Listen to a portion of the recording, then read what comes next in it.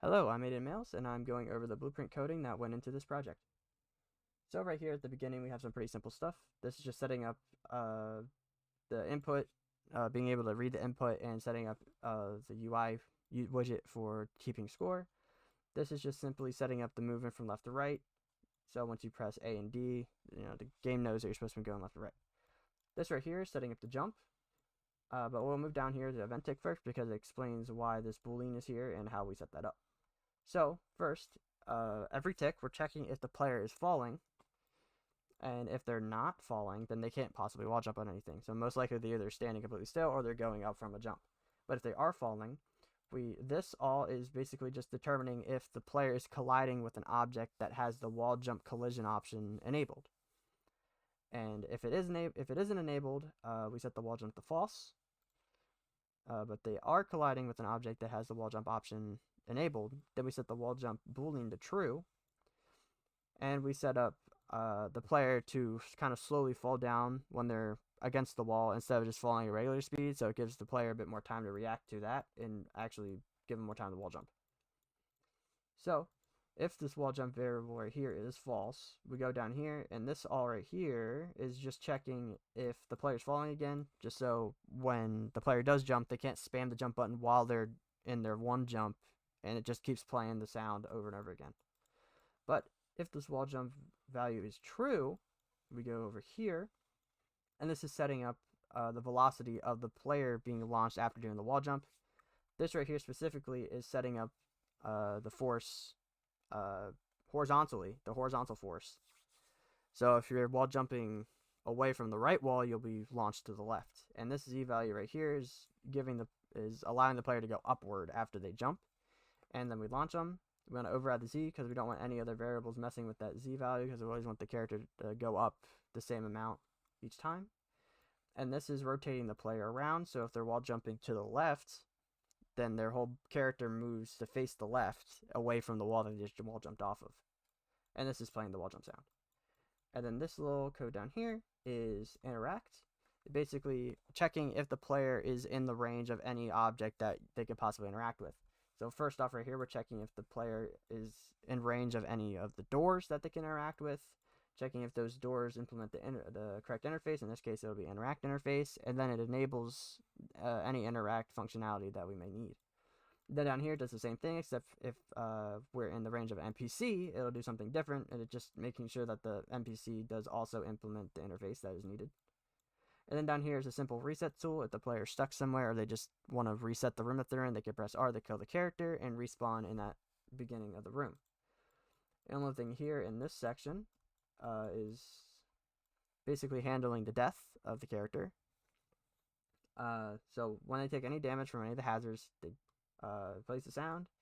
Then all these variables are just set up to transfer all the stats over to the next character that spawns in after killing this first one.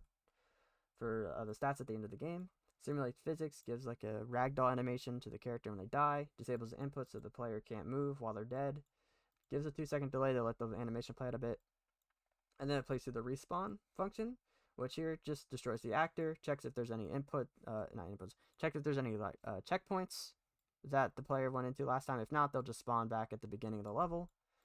And then if there is, it gets the location of the last checkpoint they went into, and it'll spawn that new character at that last checkpoint that the player went through. And then it allows the player to possess that new character that was created just so they can actually move around again. Back here, we enable the input again so the player can actually use the inputs to move around. And then this is setting up the same variables I said earlier. We're just for stats at the end, just so we have the same stats and not resetting those stats. So then we get into the door. This up here is just setting up the widget for that door. So if you're in the range of the door, it'll say, hey, press this button to interact with the door. And in which case, we'll execute all this down here, which is essentially just first checking if we need a specific key for that door. If we don't, it just teleports that character to wherever it would teleport them to. But if they do need a key, it gets we cast to the character, check if they have the artifact, in this case. And if they do, it teleports them just like it does down here to wherever it would teleport them to. And this down here is just get rid of that widget that would show up and saying, oh, interact with, hit this button to interact. And just get rid of that after you leave the range of it. And the same thing with the NPC up here. It's just the widget stuff again up here. You know, if you're in range, it shows up like press W to interact or W to talk or whatever. This down here gets rid of it when you leave the range of it. When you're in the range, we get all the dialogue that's needed in an array.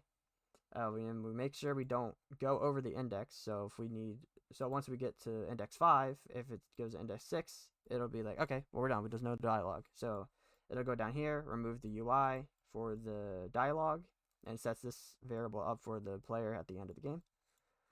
But if we do have more dialogue to do, assuming this is the first time we're actually interacting with the NPC, it checks if the UI is made. In this case, it isn't, so it creates the UI, and then it goes up to this valid statement, basically saying it is made. So then we'll just go through the dialogue each time that we interact with it, and then again, at the end, it'll go through everything else. And this exit door is simply just setting up the checkpoint stuff. So when you get in the range of these exit doors, it sets up a checkpoint for the player to respawn to once they die. So quickly going into the level, we'll show it off. Setting up that. And this is interacting with the NPC. And now it's done because we're done. No more dialogue. We're in the range. Widget shows up on the door. That plays the sound once. Now it doesn't play again. Spam and jump. Only plays the sound once when I jump. And this is a hazard. Running the hazard, I die, I get the ragdoll, and I respawn back at this checkpoint right here. So then I run into a wall. Like I said before, if you're against the wall, you fall down slower than you would normally. Give the player more time to wall jump. You get launched in the opposite direction of the wall, and you go upward. And just to show off one last checkpoint, and also the die function of this is insta kill, and I spawn right back